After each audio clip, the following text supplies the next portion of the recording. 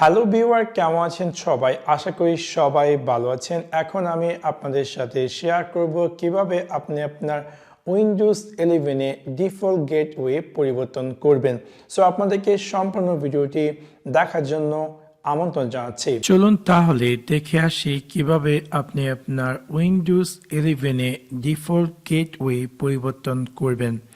সেই কাজটি করার জন্য আপনি আপনার উইন্ডোজ 11 এ স্টার্ট মেনুতে গিয়ে রাইট ক্লিক করুন এন্ড দেন ক্লিক করুন সেটিংসে ক্লিক করার পর বাম দিকে আপনি পেয়ে যাবেন নেটওয়ার্ক অ্যান্ড ইন্টারনেট এবং দেন আপনি পেয়ে যাবেন এরকম একটি স্ক্রিন এবং এখান থেকে একদম উপরে আমারটি হচ্ছে ওয়াইফাই কানেক্টেড। সো এখানে দেখাচ্ছে ওয়াইফাই। আপনাদের যদি ইথারনেট বা কেবল কানেকশন থাকে তাহলে এখানে দেখাবে ইথারনেট। এনিওয়ে আমারটি যেহেতু ওয়াইফাই, সো আমি এখানে এই রাইট এরোতে ক্লিক করছি এবং ক্লিক করার পর আমি দেখতে পারবো যে এরকম একটি স্ক্রিন এবং এখানে আমি ক্লিক করব প্রপার্টিসে ক্লিক করার পর আমি দেখতে পারবো যে এরকম একটি স্ক্রিন অ্যাপিয়ার করবে এবং এখানে আপনি যদি চান যে আপনার ডিফল্ট গেটওয়েকে পরিবর্তন করার জন্য সেই ক্ষেত্রে এখানে যে আইপি সেগমেন্ট লেখাটি আছে ডিএইচসিপি, এটাকে আপনি ক্লিক করবেন। এডিটে ক্লিক করার পর এখানে দেওয়া আছে বাই ডিফল্ট অটোমেটিক ডিএইচসিপি।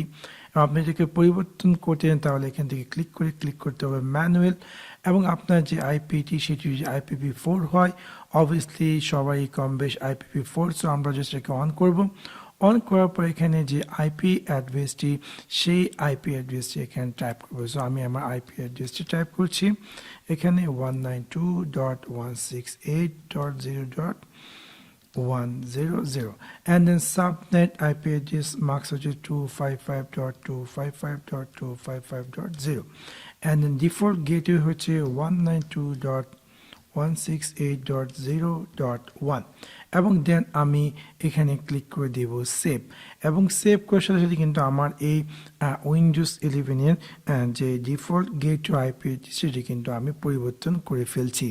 সেভাবে খুব সহজে আপনি চাইলে আপনার উইন্ডোজ 11 এর ডিফল্ট গেটওয়েকে পরিবর্তন করতে পারেন। সো আশা করি আপনাদের ভিডিওটি ভালো লেগেছে। যদি ভিডিওটি ভালো লেগে থাকে অবশ্যই লাইক এবং শেয়ার করতে ভুলবেন না।